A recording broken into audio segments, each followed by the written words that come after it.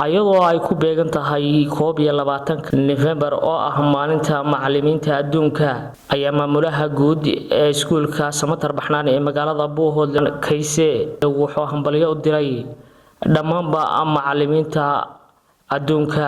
asagoona si gaar ah wasaaradda waxbarashada mas'uuliyiinteeda u diray hambalyada maalinta macallimiinta adduunka ayadoona guud ahaanba dalka Soomaaliya maanta laga xusayo maalinta macallimiinta adduunka oo ku beegan 21ka bisha 11aad ugu horreyn waxaan salaamayaa howlwadeennada TV-ga qaranka Soomaaliyeed kuwooda maanta Buuhoodle ku sugan oo wareysiga naga qaadaya marka hore waa u hambaleynayaa marka labaad waxaan hambalyo guud u dirayaa guud ahaan macallimiinta adduunka oo dhan gaar ahaan macallimiinta Soomaaliya ama degmaha joogo ama gobol ha joogo ama magaalo madaxda ha joogo waxaan leeyahay hambalyo maalinta macallinka 21 November waa maalin aad iyo aad muhiim u ah waa maalin loo asteeyay macallimiinta caalamka oo dhan waa maalin inaga Soomaalida macallimiinteena ma taqaanaa ahmiyad gaar ah u leh waayo waxaynu ognahay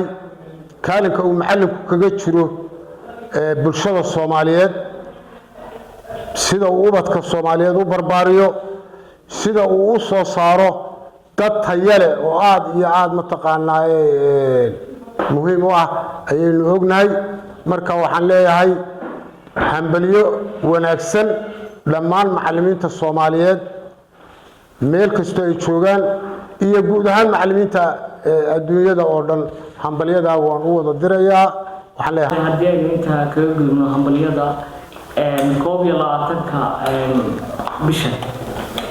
maxaad ku xasuusataa oo ay ahmiyad ku leedahay waxay ahmiyad u leedahay 21ka bisha ahmiyad ay leedahay waxa weeye waa ahmiyad aad iyo aad u ballaaran oo maalinta qudha aan xusuusto shaqada aan hayaa qiimaha ay leedahay iyo ahmiyadda ay ummadda ugu fadhido ummadda aan markaa ka soo ku abtirsanayo ummadda Soomaaliyeed ahmiyadda ay leedahay waxaan xusuustaa de macallinku dadka marka aad aragto macallinku dadku soo saaray oo meel walba ka shaqeynaya oo qaarkood madaxweynayaal yihiin qaarkood wasiirayeen qaarkood xildhibaan yihiin waad garan karaysaa diilada uu qofkaasi yeelan karo marka raggaas oo dhanna ama dadkaas oo dhanna waxa la xusuusan karaa maalinta 21 November oo ah maalinta macallinimada loo asteeyay waxaan leeyahay xusuusta maskaxdayda ku soo dhici karta inta iskuulkan dhigaysay inta sanadood uu Buuhoodle ka furan yahay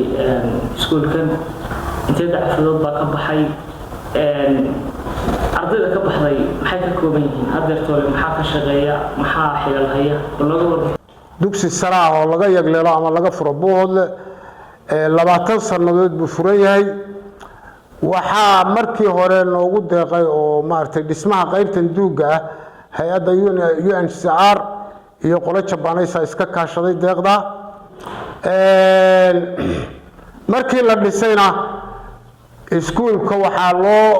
doortay markaa in laga dhigo dugsi sare maadaama uusan deegaanku dugsi sare lahayn 20 sano ayuu hadda dhisan yahay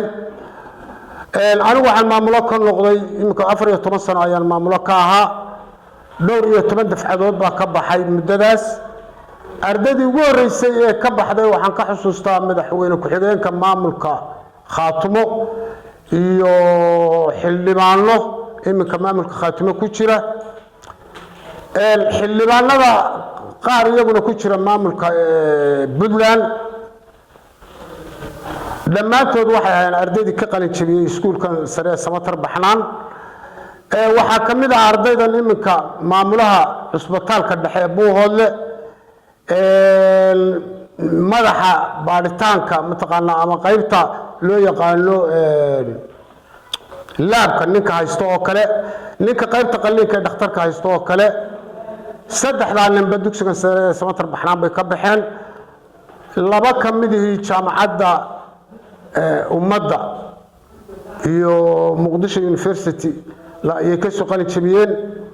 lilla Xamuud buu ka soo qalin jabiyay saddexdaas cusbitaalkaas ay ka shaqeeyaan qaybihiisa kala duwan waxaa ka mid ah rag imka ka shaqeeya iskuulka macalinka chemistry-ga ka dhigoo kale master ninka la yiraahdo Sharmaarke oo hadda xiisada isagoo dhigaya aad ugu gasheen waa ardayda ka qalin jabisay Shaafici iyo history-ga iyo English-ka iyo dhigaa waa macallimiinta ka qalin jabiyay marka iskuulkan dad aad iyo aad u fara badan baa ka aflaxay oo maanta bulshada Soomaaliyeed shaqooyin wax ku oora u haya waxaan oran karo muhiimad weyn bay ugu fadhiyaan waxaan oran karaa waa iskuul si fiican looga afta waxaan u leenahay hal imtixaan baan galaa hadda wasaaradda waxbarashada ee federaalka Soomaaliya imtixaan ay soo diyaarisay dadka ardayda Soomaaliyeed oo dhan ka dhaxeeya oo manhaj leh oo system la garan kara leh oo wado mataqaanaa lagu arooro leh baa hadda ardayda hesha waxaan jecelahay ama aan rajaynayaa adeegyada kale aan u baahanahay in aan keeni karo kulli hadda dugsiyada dhexe oo kale hadda la ku rooyay barnaamijkan GBE-da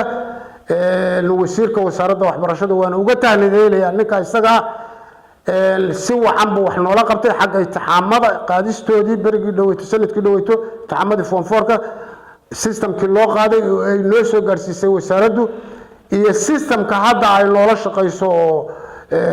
mashruuca weyn ee GBE-ga ah oo kale oo dugsiyada dhexe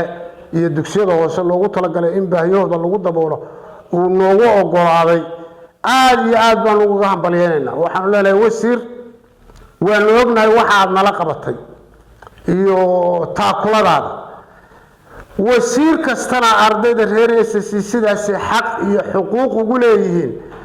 shaqada uu hayo qaybta ay ku leeyihiin inuu soo gaarsiiyo Maxamed Cali Bile warbaahinta qaranka Soomaaliya Buuhoodle.